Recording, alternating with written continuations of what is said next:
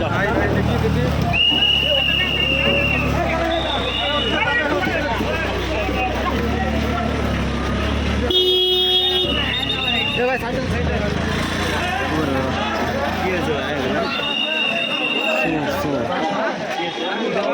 গতকালকের উদ্ধার অভিযান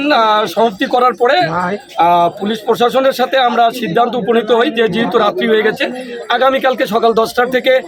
আমরা অর্থাৎ আজকে সকাল 10টা থেকে আমরা উদ্ধার কাজ পরিচালনা করব। তো সেই অনুযায়ী আমি সকাল 10টার দিকে আমি আমার ডুবুরের টিম নিয়ে ঘটনাস্থলে উপস্থিত হই এবং ওই ডিবির ওসি মহোদয় ওনার সাথে আমাদের এখানে আসার পরে আমার কথা হওয়ার পরে উনি আমাদেরকে একটু পরামর্শ দেন যে ভিকটিমকে এখানে উপস্থিত করে তার দেখা যে জায়গাটায় সে ফেলিয়েছে সেটাকে আমরা নির্দেশ শনাক্ত করে সেই জায়গাটায় আমরা যাতে উদ্ধার কাজ পরিচালনা করি এবং ভিকটিমকে ওনারা নিয়ে আসার পরে আমরা তার দেয়া প্রদর্শিত যে জায়গা সে যে জায়গাটাকে শনাক্ত করে দেয় যে জায়গায় সে ব্রিজ থেকে উপরের থেকে ওই খণ্ডিত শিশুর ওই মস্তকটি একটি পলিথিনে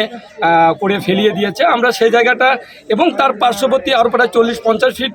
জায়গা জুড়ে আমরা চিরুনি অভিযানে একেবারে আমাদের যে ডুবুরি টিম আছে 3 জন ডুবুরি ওনারা একেবারে লাইন সার্চ করে পুঙ্খানুপুঙ্খানুভাবে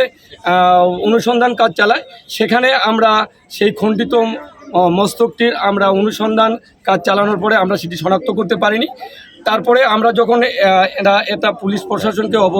অবগত করি তখন তারা আমাদেরকে একটু পরামর্শ দেন যে এটা থেকে প্রায় 200-250 ফিট একটু ভাটিতে যেখানে বাঁশের সাঁকো দেওয়া আছে সেখানে হয়তো কিছু কচুরিপানা যেগুলো আটকে গেছে সেখানে হয়তো আটকে থাকতে পারে, এই মর্মে তারা একটু সন্দেহ পোষণ করেন এবং আমাদেরকে পরামর্শ প্রদান করেন সেখানে অনুসন্ধান কাজ চালানোর জন্য। আমরা আমাদের ডুবুরি টিম দিয়ে সে জায়গাটাও অনুসন্ধান কাজ চালানোর পরে আমরা সেখানেও ওই খণ্ডিত মস্তকটির সেই পলিথিন আবৃত সেই অংশটি আমরা উদ্ধার করতে পারিনি, যার কারণে আমরা তাদেরকে অবগত করে আমাদের উদ্ধার কাজ আমরা আজকের মতো এখানে সমাপ্তি ঘোষণা করছি। পুলিশ প্রশাসন যদি চাহে যে এটিকে উদ্ধার করার জন্য বা অনুসন্ধান করার জন্য আরও আমাদের সহযোগিতা দরকার, আমাদের সেই সহযোগিতা অব্যাহত থাকবে। আমরা সেই আশাবাদ তাদের কাছে ব্যক্ত করেছি বলেই আমরা আমাদের উদ্ধার কাজ এখানেই আজকের মতো সমাপ্তি ঘোষণা করছি। Thank you.